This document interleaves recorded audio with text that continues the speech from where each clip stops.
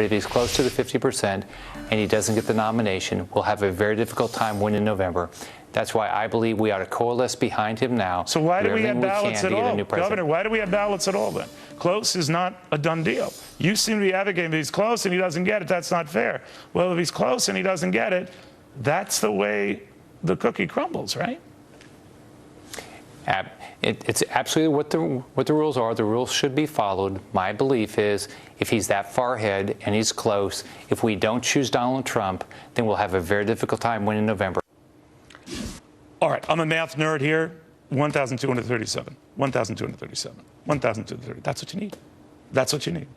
Half the delegates at the Republican convention plus one.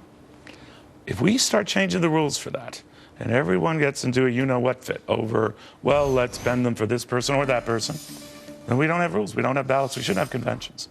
All right, so what does this all mean? Charlie Gasparino on the fallout. I understand the heated argument on both sides of this. I would say, but man, we could get in a slippery area. I would say to the governor that vast portions of the Republican Party disagree with him. They believe the rules are the rules. We should point out when we talk about establishment Republican, that's a wide lot. Yeah, delegates that go to that are part of the Republican Party are not exactly like hedge fund managers sipping tea and drinking champagne. These are average people who've given their lives to the political process.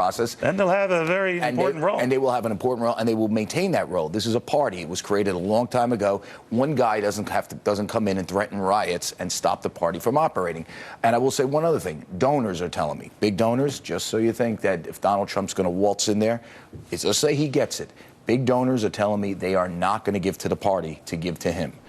He's going to have a hard time running a general election. He's going to have to sell one of his buildings. Well, then let me ask you about this. Who would be angry if their side didn't win? The Trump folks or the anyone but Trump folks? They're both going to be. It's both. It's a Hobson's choice, I guess. Is that the right word? It's not a good choice either way. The people who run the party believe.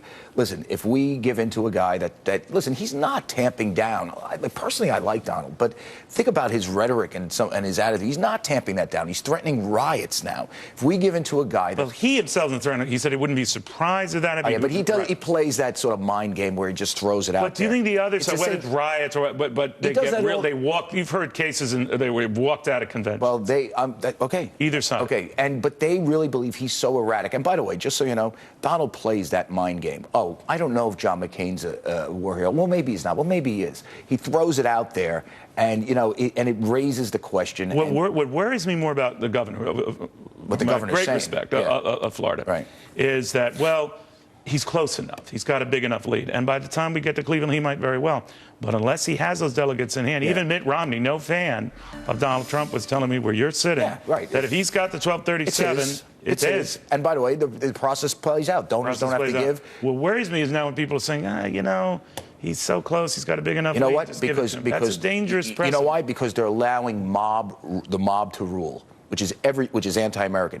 What Donald's doing by throwing out that riot stuff, by not tamping down the violence at his convention, what he's telling the GOP establishment, or whatever you want to call it, you mess with us, prepare for war, real war, and I'm willing to go there. And I think most people that I know in the Republican Party are tough enough not to, or will call his bluff and say, okay, you want to go there, Donald? You will be ostracized forever. Yeah, well, they all signed up for the same deal, right? And the same deal is you need that 1237. Yeah, and by the way, he can run as an independent if he doesn't like it. Good luck. Well, and also in follow-up ballots, you can maybe get and parlay together what you need. All I know is that there have been plenty of cases where a leader has failed on the first ballot. But if he gets that, give him the rhetoric and he's not gone presidential. He's talking about riots now. If he becomes the nominee, the party has to give him money. They're not going to be able to raise money. We will see. All right, I'll just say, and I don't want to obsess too much on this, but again, I'm a stickler for detail and numbers. And there is a rule to this, just as with the Democrats, 2,383 is what they need to have a nominee. Hillary Clinton is leading there. She's not there. Donald Trump is leading among the candidates vying for his nomination, or the party's nomination, but he's not there, and neither are they. We'll have more after this.